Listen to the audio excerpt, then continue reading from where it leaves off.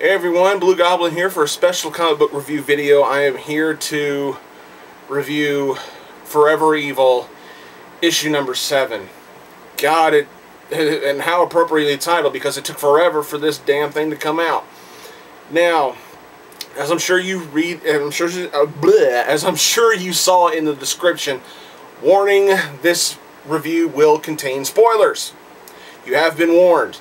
So, if you haven't read this book yet and you don't want me to spoil it for you, then I suggest you either pause this video or stop this video or close it out, whatever you want to do. Go read the book and then come back here and listen to my thoughts on it. But if you don't care being spoiled, or if you have read and you just want to hear what my thoughts are, then by all means stick around and enjoy this. Now, after reading this book, I gotta admit, I did something that I don't normally do. I actually went online and looked up other people's reviews of this book before I decided to do this, before I decided to review it myself. And I was quite frankly a little surprised on how many people actually really loved this issue. Well, I wouldn't say loved, I'd say they would like it. They thought it was a great read, you know, but then again, opinions vary. And in my opinion, I have to say this. What makes this so great to you? Honestly, what's so great about this book? It's not great. At best, this was an average read. It's overpriced, oversized, extremely late, and most of the shit involved in this issue was already spoiled by DC Comics themselves. So what makes this so great? This was a failure. The whole story was overhyped, over-violent, shitty character development, hit or miss artwork from a great artist, an extremely delayed conclusion, which over half the stuff in here was spoiled, and even that, the final issue of this series is incredibly flawed. I would honestly like to know why some people would think this was so great. Because it's not. Look, I'm not trying to slam anybody who says this is great. If you loved it, that's fine. I just don't see it. I don't see it. Where do I begin? Let's see. Let's start with plot conveniences. Cyborg makes his triumphant return to the storyline in here, and it just reeks of plot convenience. Oh, my dad just rebuilt my body. When the hell did he do that? Did he do that in one of the tie-ins or miniseries to this story that I didn't give two shits about? Did it happen there? And I also can't help but notice that all of the Justice League was trapped inside Firestorm. Oh, guess what? Except for Batman. Remember, wake up, folks. Regardless of how much we love the character of Batman, remember, and don't you dare forget this, there is no bigger fan base for Batman than DC Comics themselves. I have been seeing this far too often for so many years that DC will literally look for any excuse they can get to shoehorn Batman in as the greatest superhero that ever existed. Whether that's the reader's opinion or not, DC Comics is basically telling you, they're almost practically begging you to agree that Batman's the greatest hero ever. But as much as they love Batman, I honestly believe Jeff Johns loves Lex Luthor even more. Because Lex Luthor, once again, shines brighter than anybody else in this entire storyline, let alone this issue.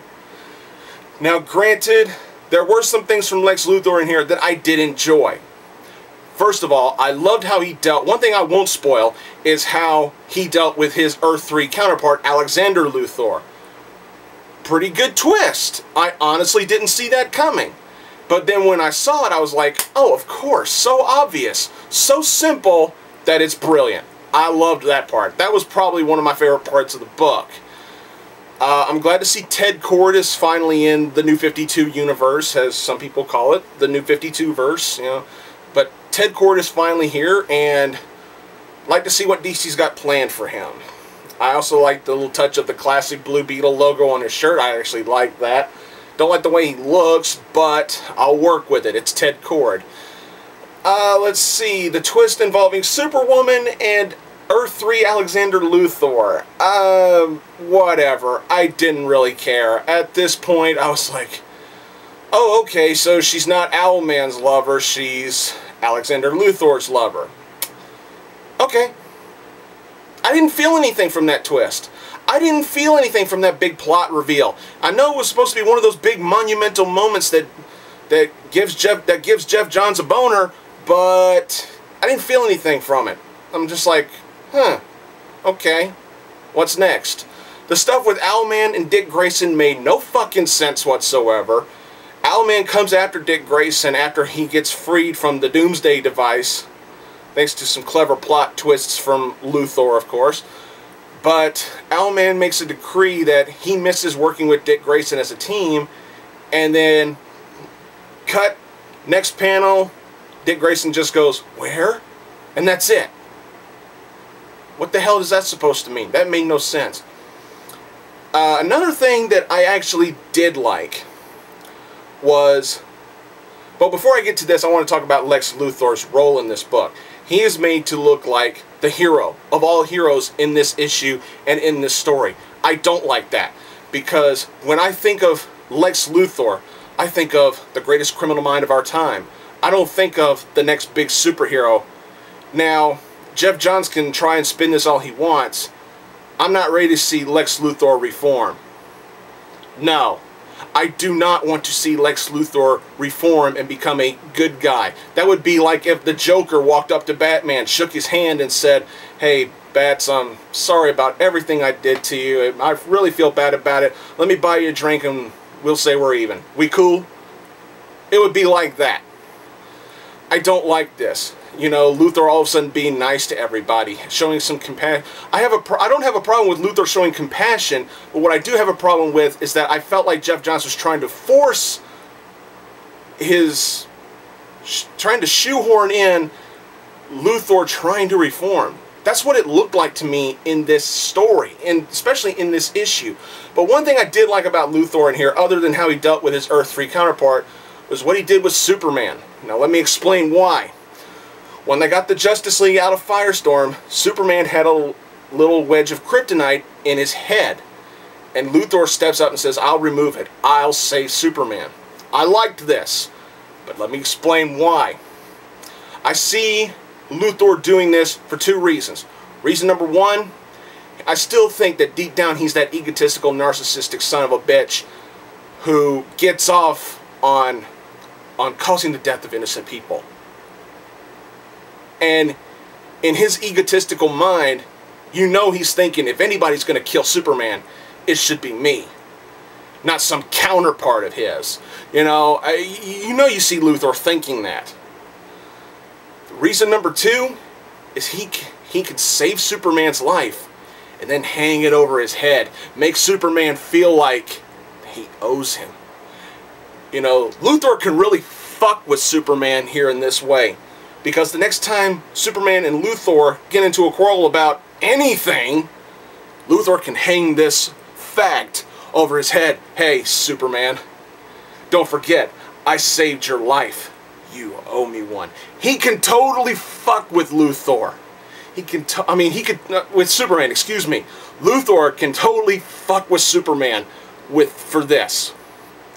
Speaking of that, we learned the truth about Batman having feelings for Wonder Woman. And once the Justice League comes out, big shock, there's no emotional repercussions for this. There's no talking about it. This is a big deal. Batman reveals that he does indeed have feelings for Diana. Where's the heart-to-heart chat with Superman about this? Because remember, Superman and Wonder Woman are supposedly an item. And now Batman reveals that he has feelings for Diana. He doesn't directly say it, but it's kind of obvious. There's no pep talk. There's no deep down heart-to-heart talk between Bats, Superman, and Wonder Woman about this. There's no emotional chat between Batman and the rest of the Justice League as what's been going on. Nothing. We get nothing. And I like how they dealt with Ultraman, but there's also one big problem. You know, Sinestro and Black Adam moved the moon away from the sun. Why couldn't they do that a long time ago? Apparently they've had the power to do this the whole time, and they wait until now to do it because of reasons. And then that leads me to the other part that I liked. The last page. Everybody's thinking, okay, if Alexander Luthor wasn't the being that destroyed Earth 3, where the crime syndicate came from, then who did it? Superman assumes that there's only one person, only one being who can have that kind of power, and he believes it's Darkseid. Oh, it's not Darkseid. This was my favorite page. Who's the being that has it out for, who had it out for Earth 3? It's the motherfucker of all motherfuckers. The Anti-Monitor. The Anti-Monitor is finally here. Fuck yes, I love that. That was undoubtedly my favorite part of this book, and how ironic that that was the last fucking page of the story. The rest of this book had its moments, but it was an average read at best, and Forever Evil, to me, will probably go down as perhaps an overrated story that will tend to be very forgettable in the future. I just read issue 7, and I don't even remember some of the shit I read in the first 6 issues. I remember some stuff like Ultraman snorting kryptonite, I remember that. You know, but there's a lot of stuff that I've already forgotten, and that's sad. This was supposed to be a monumental event that really pushed the crime syndicate down your throats and up your asses. The Justice League at the end of the story was completely thrown under the bus so Lex Luthor can shine and be the hero. The villains that united with Luthor and Batman just all of a sudden just decide to leave and go their separate ways and just go back to being villains at the end of this hurrah. No talk saying, I guess we can respect what these so-called heroes do. It's just not a life for me. We don't get anything like that from any of the villains. They just leave and just go back to what they do. Captain Cold, it looks like he may have second thoughts about being a villain or not, but nope, he's back to what he does. Wow. With the exception of the Anti-Monitor showing up at the last page, I didn't really care too much for this book. On a scale of 1 to 5, I give this issue, I'm going to be nice, give it a 3. I guarantee you, if the Anti-Monitor hadn't showed up, if they were to actually have gone with Darkseid being the culprit instead of the Anti-Monitor, yeah, I would have given this book a 2. That's how excited I am seeing the Anti-Monitor in the New 52. That's how ready I am to see one of the biggest villains in the history of DC Comics. One of my personal favorite villains, and a truly, truly evil villain. A villain that has no sympathetic values, no sympathetic signs of respect for heroes. He is evil through and through. 100% pure evil. And that's a plus for an old school villain. A true evil villain is the kind of villain you need to really root for the hero. Because when a villain has sympathetic qualities, you don't always go 100% in favor of the hero. Admit it. It's the truth. You know, it's like, it is what it is. This story was bad. I didn't start giving a damn about Forever Evil until I got maybe to issue 5. And then issue 7 was incredibly delayed, incredibly overrated and overpriced. It's good to see the Anti-Monitor. It's good to see Ted Cord. But Overall, Forever Evil sucks. That's my opinion. If you don't like it, I'm sorry. You can love it, and that's fine. If you loved Forever Evil, then that's great. I got no problem with that. But overall, the story's forgettable. I just don't care.